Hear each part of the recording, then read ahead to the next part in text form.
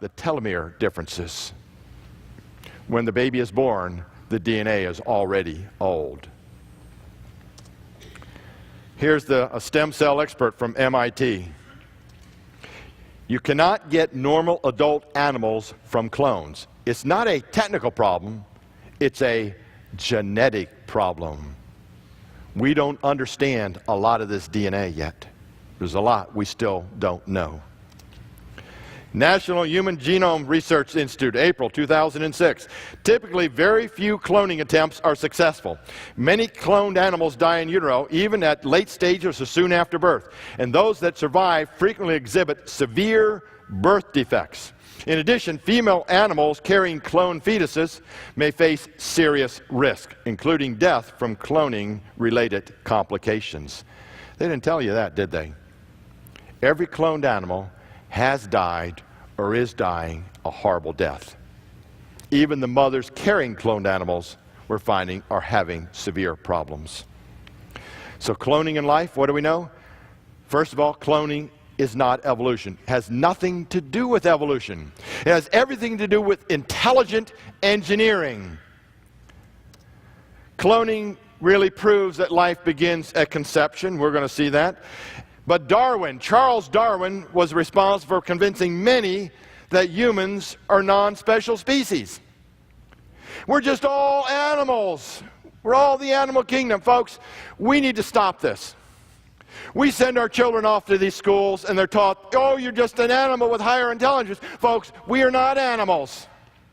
We need to get back to the Bible. You see, only humans were created in the image and likeness of God. Only humans were fearfully and wonderfully made. No other animal was. We're not animals, folks. We're humans made in His image and His likeness. We've got to stop teaching our children are animals. We've got to stop that.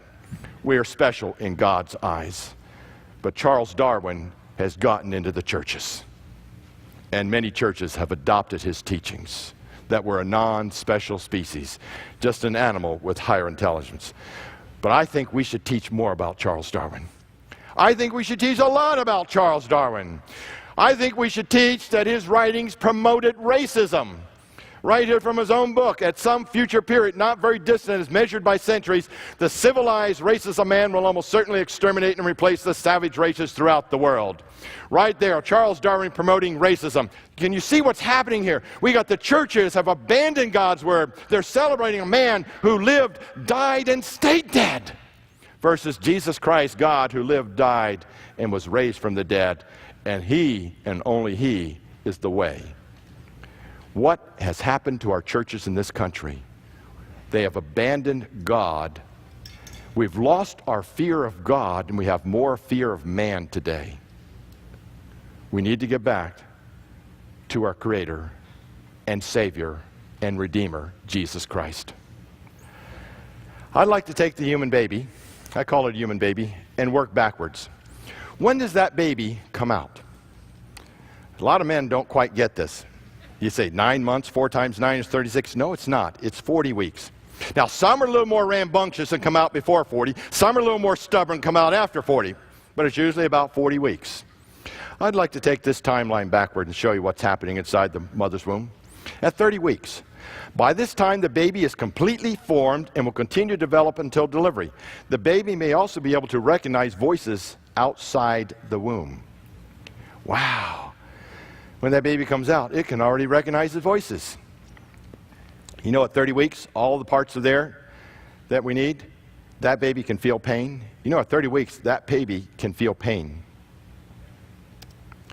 26 week, the brainwave patterns resemble those of a full-term baby at birth. Eyes are partially open and eyelashes present. Sucking and swallowing is present. 26 weeks, that baby can feel pain. 20 weeks, eyebrows and scalp hair are visible and the baby blinks often. 20 weeks, halfway through term, that baby can feel pain. 14 weeks, the baby has the ability to move its head, mouth, lips, arms, wrists, hands, legs, feet, and toes. All that's capable at only 14 weeks. And some medical doctors believe even at that age the baby can feel pain. 14 weeks. 10 weeks, the brain structure is complete and the brain mass increases rapidly. Socket for all 20 teeth are formed in gums. Face has a human appearance at 10 weeks. It's a human baby. It is not a blob. 18 days, the heart is forming and the eyes are developing. At just 18 days, that is a human baby. There's some of the incredible pictures we can get of a human baby inside the mother's womb. There's the 7th week. Notice the fingers and the toes. That's a human baby. It's not a fish. It's not any other kind of animal. It is a human baby, fearfully and wonderfully made. At 10 weeks, the baby can move the arms and legs with a range of movement that are fluid and flexible. There's a human baby at 10 weeks inside the mother's womb. 12-week-old baby performing walking movements in the womb. A lot of you mothers know that. Some of them even start running. Baby produces a motion approximating yawning from as early as 12 weeks. As early as 12 weeks, the baby can yawn. Although grasping begins early and becomes better established during the late trimester, babies grasp hands, feet, fingers, toes, and most commonly their umbilical cords at very early stages. 20 weeks, there's a baby having a great time in their arms on top of the head. Baby looks like he's smiling too, doesn't it? 30 weeks, there's a baby yawning, and there is a baby smiling. They have now confirmed that babies smile in the womb. This is amazing. That's a human being. And those human beings can feel pain. There's a baby at 21 weeks. That does not look like any other animal. There's a 29-week-old baby in the mother's womb sucking their thumb. There's a baby at 31 weeks. Notice how well developed the eyes and the nose are there. 100% human beings. Now I'm going to show you what a pregnant woman never says. I've never heard a pregnant woman make these statements. The blob of tissue kicked me. Or my fetus kicked me. You don't hear that. It's always my baby kicked me. Why do they say that? Because that is correct. It's a baby. So what is a fetus? I want to show you something here. That word gets used quite a bit. We use words like toddler and adolescent to show particular stages of development. But the word fetus is a Latin word translated offspring, young one, or little one. So the next time somebody uses the word fetus, you just, oh, you mean my baby, the little one, because that's what it means in Latin. Because they're trying to use this word fetus to avoid saying baby. Fetus does mean baby. We just need to remind the public. Let's take that word back, folks.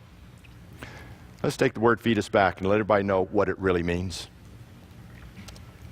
When does life begin? Your world was shaped in the first 24 hours after conception. Where your head and feet would sprout and which side would form your back and which your belly were being defined in the minutes and hours after sperm and egg united. At the moment of conception, a human baby is formed. All the information, all the instructions are there at the moment of fertilization. No new information is added after that. Human life begins at conception. Here's Professor of Obstetrics. I have learned from my earliest medical education that human life begins at the time of conception. Here's a genetics professor. It is no longer a matter of taste or opinion. Each individual has a very neat beginning at conception. Here's Professor of Harvard Medical School. It is scientifically correct to say that an individual human life begins at conception. So what are they doing today? They're redefining when life begins. You look at the latest medical dictionaries, and they're all saying life does not begin at conception. It now begins at implantation. Why are they saying that? So they can promote the morning after pill. That's one of the main reasons. So that they can sell more pills, get more money, and kill more human babies. They redefined when life begins in the medical dictionaries because the drug companies can sell more pills. When does life begin? Eileen Klaus, owner of Oregon's largest abortion clinic, testifying under oath. Now here's a woman owning an abortion clinic. And they asked her, when does life begin? And her answer was, of course, human life begins at conception. And then she doesn't even care about that. Isn't that amazing what's happening in this country today? What does the Bible tell us? Thus said the Lord that made thee and formed thee from the womb. The Bible clearly states it is a baby, human baby, inside the mother's womb. Isaiah 44. For you formed my inward parts, you conceived me in my mother's womb. I will praise you, for I am fearfully and wonderfully made. Psalm 139. No other animal was made that way, only humans.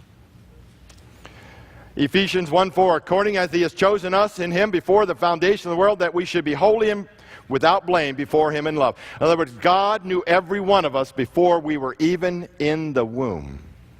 That's what the Bible teaches. That's what our Creator teaches. Now I want to show you a picture. I'm not showing any horrible pictures here, but I want to show you a couple pictures here today. A mother went to have an operation to help save her baby. She was 21 weeks pregnant. And when the surgeon was closing up, finishing up the operation, the baby's hand reached out and grabbed the surgeon's finger and would not let go. Can you imagine what this would have felt like? Human baby just reaching right out of the uterus, grabbing a hold of that surgeon's finger. Then there's the photojournalist, Michael Clancy, making this picture. It changed his life forever. Let me show you what the photojournalist had to say after that. Michael Clancy. I was totally in shock for 2 hours after the surgery. I know abortion is wrong now. It is absolutely wrong. That one moment in time changed a human's life forever. So God created man in his own image. In the image of God created he him, male and female created he them. No other animal was created in the image and likeness of God. We've got to make sure our children know the true history of anthropology. And the true history of anthropology is we are fearfully and wonderfully made. We're made in the image and likeness of God, and we are not just another animal.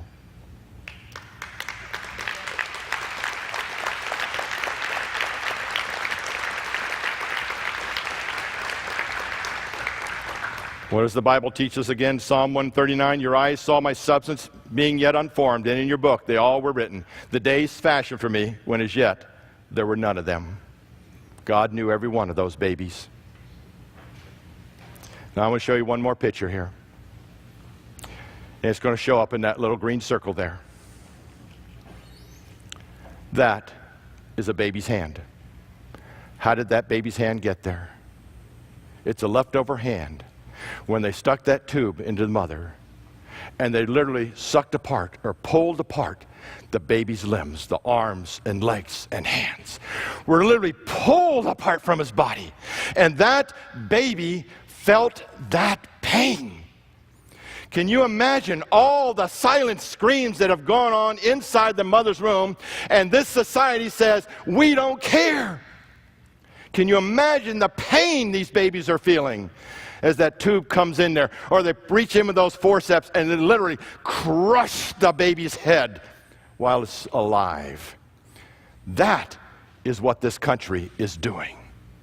That's what needs to be stopped. The murder of innocent human babies has to be stopped in this country.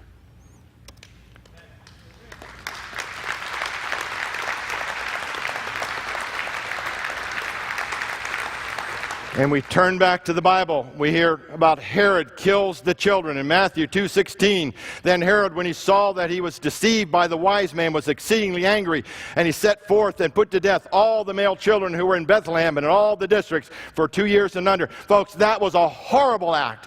Absolutely horrible act. But it doesn't even compare to the 40+ million babies who have been murdered in this country in the last 40 years or so. What kind of a nation are we that we would willfully murder babies? Motherhood. Mary O'Brien Drum puts it very plainly.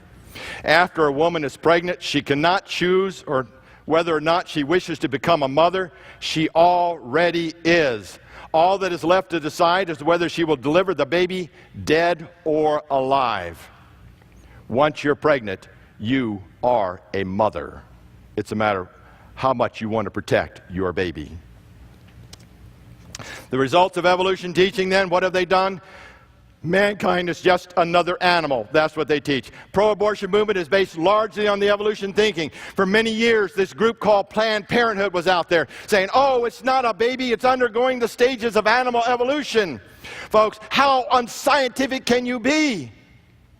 Have they ever done any real research? And you take the pregnant mother today to these labs, and what they do is they turn her on the side so she can't see those sonograms, she can't see those pictures. They don't want the mother to see that it is a human baby inside her womb. They want the money for killing human babies. Oh, it's not till the third trimester, or it's just a blob, or it's really not part of the folks. It's not part of the mother. That is true. See, that baby is a separate human being inside the mother. It has its own blood supply. It is a separate human being. I want to make this statement. There is no such thing as a pro-choice movement. Why? Because it is never a choice to kill innocent human people. We have the pro-life movement and we have the pro-death movement, and that's what we should be calling it. It is not a choice to kill human beings, innocent human beings. So we need to make sure we take those words back. The only choice you have is whether or not to become pregnant. After that, you are a mother. Oh, but Mike, what about my baby? The baby's going to be deformed. Folks, God has a purpose. God knew that baby before it was even formed. Every baby has a purpose in life. Let's not discard people because we don't like the way they look. God knew every one of those 40+ million babies